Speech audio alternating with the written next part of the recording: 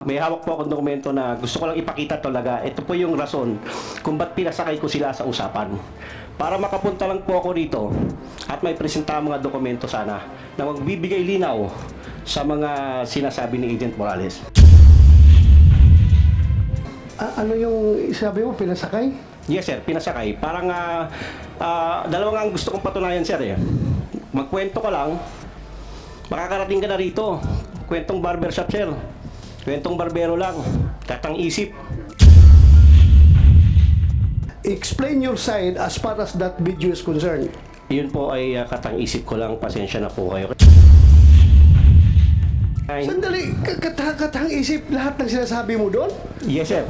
Kinakatang isip mo ito si... Kaya nga po humingi po ako ng tawad sa kanya eh. Kaya... Wow! O hindi naman kami grade 1 dito, mga senador kami.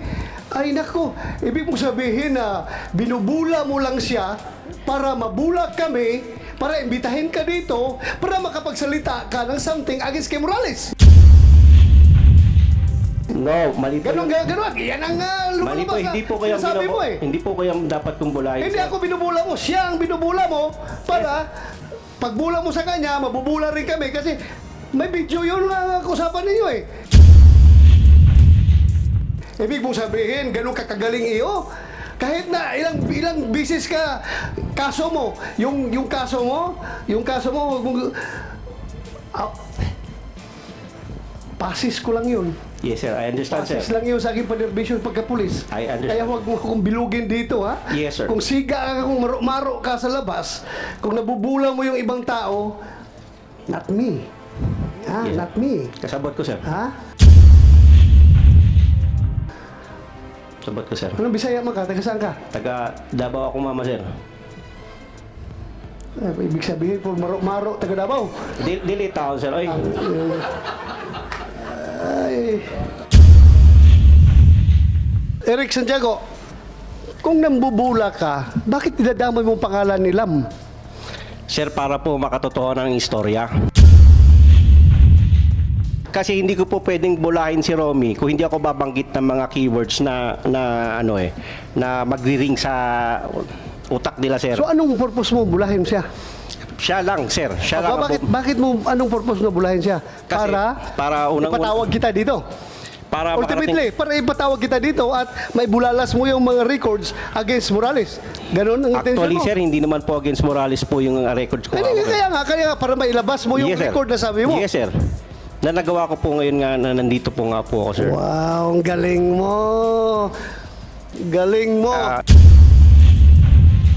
Nasa sa inyo, sir, kung paano niyo ako titignan ngayon, sir. Pero yun po ang You are a katotohanan. hero, sarili mo lang. Nasa sa inyo na po, sir, kung paano niyo po ako titignan. Pero ang sinasabi ko po ay totoo. Galing sa aking puso, sir. Galing sa iyong puso na binubula mo lang talaga ito. Yes, sir. Bago ka magsalita, Picoy, alam mo ba na nag-uusap kayo ni Enriquez na sa bahay siya ni Morales? No. Wala, sir. Wala po. Hindi mo alam? Hindi ko po alam. Kaya nga po nagulat ako eh. Biglang may... Hindi mo rin alam na naka-speakerphone yung cellphone ni Enriquez? Hindi po. Hindi po, sir. Hindi mo alam na nakikinig si Morales? Hindi po, sir. So, that explains the no holds barred na pagsasalita mo. Yes, sir. Yes. Pati patayan, binabanggit mo na eh. Yes, sir. Na papatayin si Morales, sasagasaan lang yan, hindi na yan babarilin. At maraming paraan para patayin. Am I correct? Yes, sir. Yes, Kasi, sir. had you known na nakikinig si Morales, hindi mo siguro sabihin yun. Hindi, sir. Kung pakayaan niyo po akong sabihin muna to, sir, o sagutin ko muna yung sa inyo. Kung alam kong nakikinig po siya, sir, mas marami pa po ako sasabihin. Mas, ano po. Sir. mas malala pa. Yes. Mas yes. malala pa. Para believable, sir.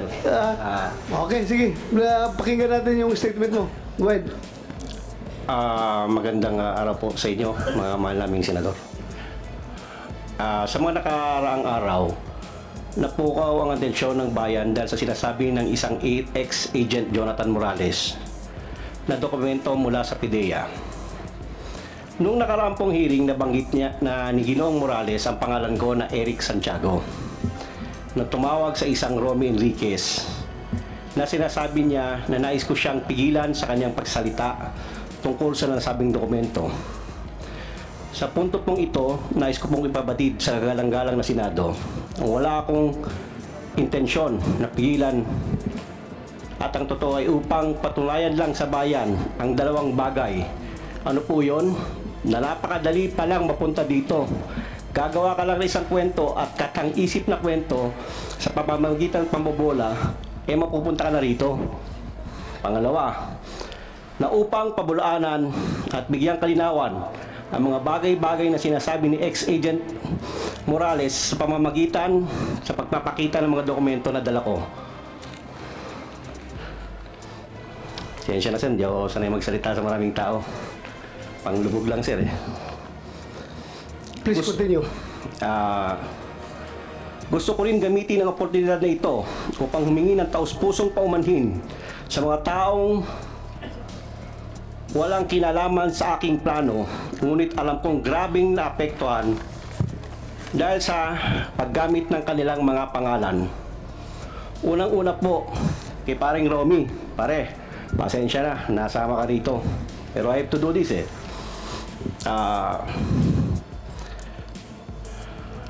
Pangalawa po, sa pangalan ni Ginoong James Kumar, kung asan man po siya, pasensya na po. Sa nasabi ko po na dokumento, ipakikita ko pang magbigay dagdag linaw sa sinasabi ni Expedient Morales. Nandito po yon. May hawak po akong dokumento na gusto ko lang ipakita talaga. Ito po yung rason kung ba't pinasakay ko sila sa usapan. Para makapunta lang po ako dito at may presenta mga dokumento sana na magbibigay linaw sa mga sinasabi ni Agent Morales. Ano yung sabi mo, pinasakay? Yes sir, pinasakay. Parang dalawang ang gusto kong patunayan sir eh. Magkwento ka lang, makakarating ka na rito. Kwentong barbershop sir. Kwentong barbero lang. Katang isip. Makakarating ka na. Andito po ngayon, napatunayan ko ngayon yun. Ano yung sabi mo, pinasakay? Yes sir, pinasakay. Parang dalawang ang gusto kong patunayan sir eh. Magkwento ka lang, makakarating ka na rito. Kwentong barbershop sir. Kwentong barbero lang.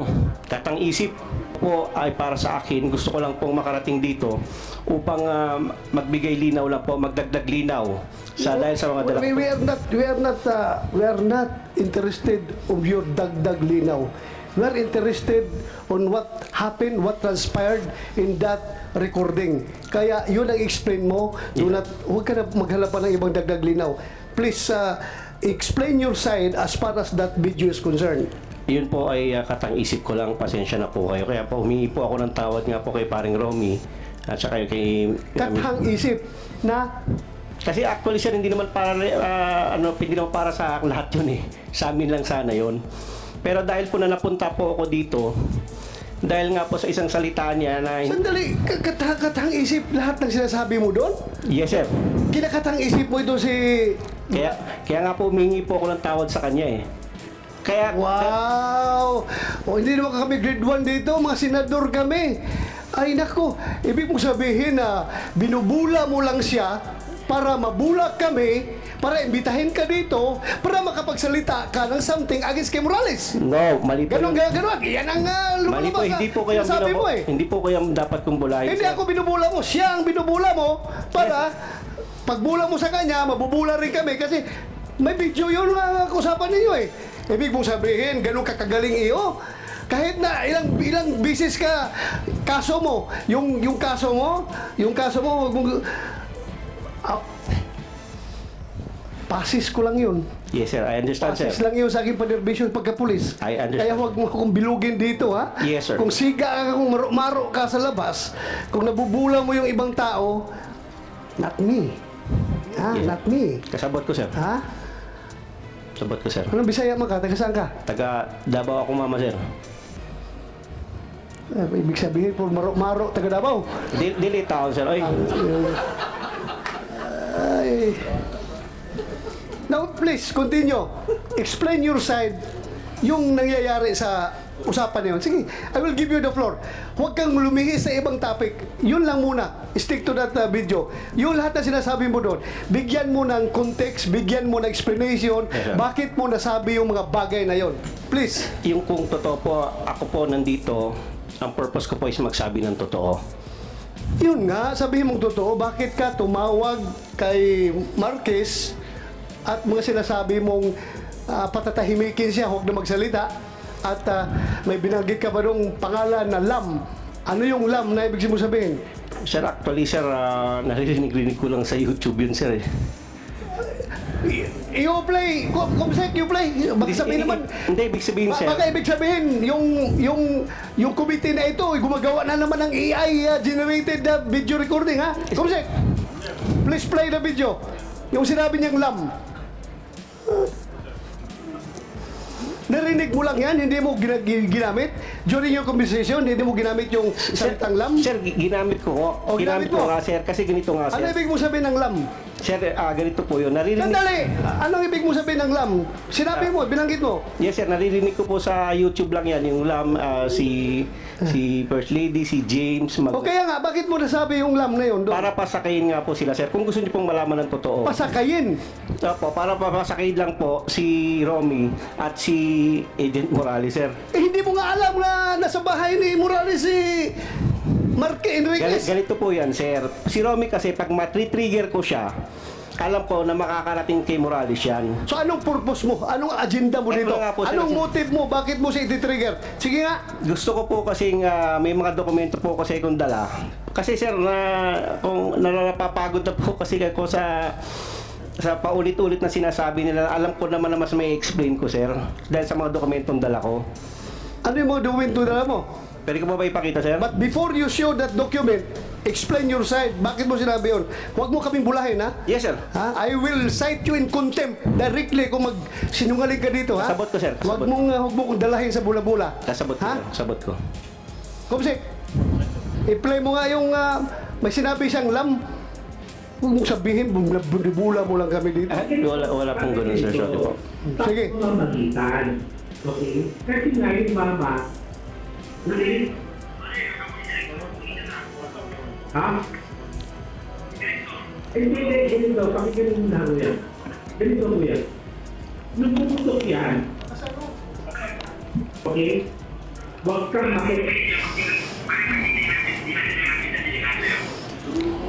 kaya nga ganito, padre. Kaya kung Ang narinig natin dyan na voice recording at saka yung nilagay ni Morales na yung line-line dyan na nag-interpret kung ano sinasabi.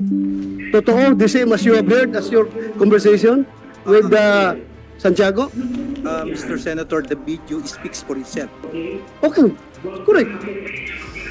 Yung narinig mo dyan, totoo. I confirm, sir. So, do you confirm na pinapasakay ka lang ni Santiago? Binubula ka lang niya? Well, knowing Eric Santiago, even during our Napolcom days, hindi ko po makuha, malaro po siya. Malaro po siya, malalim. Malalim babaw nga eh. Malalim. Ang babaw nga eh. Hindi po. Pati kami papasakayin niya. Hindi Ang po. babaw mo. Ikaw, nalalaliman ka sa ganung style? Well, that is per my assessment. Kasi may mga statements po siya na Baka ang malalim sa'yo yung tao na mahilig pumatay kuno, mapapil-papil, yan ang lalim sa'yo? Malaliman ka niyan? No, Your Honor. I've been with him with Napolcom for almost 5 years. So you confirm na yung narinig natin na video recording at saka yung nilagay ni Morales na mga wordings doon, narinig mo yan during your conversation with Santiago? Yes, Mr. Senator. Do you confirm or deny? I don't deny. Para po sa Hindi, yung sinabi niya na binubula ka lang niya. Well, Para daw makapasok siya dito sa Senado at makapagbulala siya ng mga record na hawak niya against Morales. Mr. Senator, I cannot accurately answer what is his intention. That is his intention. Pero with all sincerity, do you think yung usapan nyo, binubula ka lang niya, pinapasakay ka lang niya, taga DOJ ka eh. Huwag mo sabihin, Expedia agent ka. Huwag mong sabihin, ganun ka kababaw. Well, Ano? Mr. Senator, knowing him, perhaps that is his intention. Pwede kang mabula niya. Well, vulnerable po ako pagka sa kaibigan. Pagkakaibigan Hindi po, walang masamang tinapay. I cannot judge a person based on his past. Just like Kuya Jonathan Morales. Who am I to judge? Meron din po ako mga imperfections. Okay? Okay, so... Yun po yung aking position. Kung binobola niya ako, mali yan. That is not my intention. Even kuya, nagtampo ako sa'yo. Eric Santiago, kung nambubula ka, bakit dinadamay mong pangalan ni Lam? Sir, para po makatotohanan ng istorya. Para makatotohanan. Kasi hindi ko po pwedeng bulahin si Romy kung hindi ako babanggit ng mga keywords na magri-ring sa utak nila, sir. So anong purpose mo bulahin siya? Siya lang, sir. Siya lang. Bakit mo, anong purpose mo bulahin siya? Kasi para ipatawag kita dito. para Ultimately, para ipatawag kita dito at may bulalas mo yung mga records against Morales. Ganon ang intention Actually, mo. sir, hindi naman po against Morales po yung records ko. Kaya nga, para mailabas mo yung Yes, sir. record na sabi mo. Yes, sir. Na nagawa ko po ngayon nga na nandito po nga po ako, sir. Wow, ang galing mo. Galing mo. Ako, I find it very strange na gano'n ang approach mo. Para may patawag ka ng komite na ito, bulahin mo siya para may pakita ang... Wow. Ganun ka ka-genius pala mag-tirada. At dinideny mo lahat ng sinasabi mo sa video na yan. Hindi ko nga, sir, dinideny. Inaamin ko nga po, sir. Dinideny mo nga yung truthfulness. Yes, sir. Yes, sir. Ha? Opo, Yung opo. veracity, totoo yan. Yes, sir. Pero yung truthfulness ang sinasabi Yes. mo, sa video na yan ngayon, dinideny mo. Yes, Sabi sir. mo lang, nabubula ka. Yes, sir. Wow, kasi may video. Pero No, kung sir. walang video yan, hindi mo dideny yan. Sir, actually, pwede ko i-deny yun, sir. Excuse me po, sir. Pwede ko sabihin pwedeng sabihin ko naman na hindi po ako yung kausap eh. Pwede ko pong gawin yon. Pero hindi ko nga po ginagawa. Hindi ka naman maka-atras kasi kausap mo, mayroong telephone number sa'yo, kayo nag-usap. Pero, sir, Akala mo ba, pwede ka mag-deny dito? Sir, hindi po. Try mo i-deny at Yes, sir. I understand, sir. Kasabot ko, sir. Kasabot git kayo. pinatawag kita dito para magsabi ng totoo. Yes, sir. Ha? I understand. Hindi ka pinatawag dito para bulahin kami dito. Yes, sir. Ha? This is a serious matter. Ha? I understand, sir. Huwag kang sasakay-sakay ka lang, gagawa ka ng gimmick para maipatawag ka dito, para maipabulalas mo yung gusto mong dokumento palabasin. Wow, how shallow your motive. Yes, sir. So, ibig sabihin, sino nag-utos sa'yo na pasakayin mo si Enriquez? Sarili ko lang, sir. Sarili mo! Yes, sir. So, you're a hero! Nasa sa inyo, Ha? sir, kung paano niyo ako titignan ngayon, sir. Pero yun po ang You are a katotohanan. hero, sarili mo lang. Nasa sa inyo na po, sir, kung paano niyo po ako titignan. Pero ang sinasabi ko po ay totoo. Galing sa aking puso, sir. Galing sa iyong puso na binubula mo lang talaga ito. Yes, sir. Binobola ko po lang po si paring Romy, sir. But I don't find any valid motive. Bakit mo siya bulahin para makapagsalita ka dito? Bakit? Bakit? Why? Oh, why?